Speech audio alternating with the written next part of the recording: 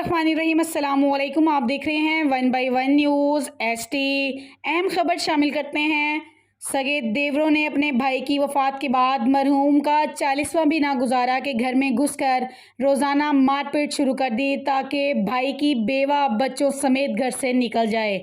मुतासरा school teacher आसमा नौरीन दुख्तर मोहम्मद नवाज़ बेवा मोहम्मद अकरम ज़ाद भट्टा ने सहाफ़ियों से गुफ्तगू करते हुए कहा कि मैं एक स्कूल टीचर हूँ और अपने शौहर की वफ़ात के बाद अपने बच्चों के हमरा अपने ही 10 मरला के ज़ाती पुख्ता मकान में यतीम बच्चों 2 बेटे 2 बेटियों के साथ अपनी ज़िंदगी गुजारने लगी हूँ।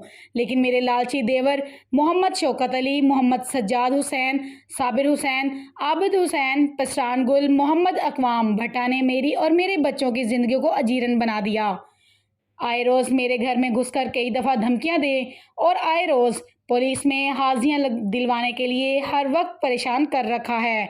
बेवा आसमा नौरीन ने आईजी पंजाब, डीआईजी डेरा गाजी खान और डीपीओ राजनपुर और डिप्टी कमिश्नर राजनपुर से पुरजोर मुतालबा किया है कि लालची देवरों से मुझे और मेरे बच्चों को बचाया जाए और करप्ट अनासर के खिलाफ सख्त कानूनी कार्रवाई की जाए। जबकि समाजी तंजीम की चेयरमैन पर्सन मैडम कायनात मलक ने बेवा की दुहाई सुनकर कानून नाफिज करने वाले आला हकाम से मुतालबा किया है कि शरपसंद अनासर के खिलाफ सख्त कानूनी कार्रवाई करके बच्चों और बेवा को तहफ़्फ़ुज़ फराहम किया जाए। मज़ीद ऐसी खबरों से बाखबर रहने के लिए देखते रहिएगा चैनल 1 बाई 1 न्यूज़ एचडी।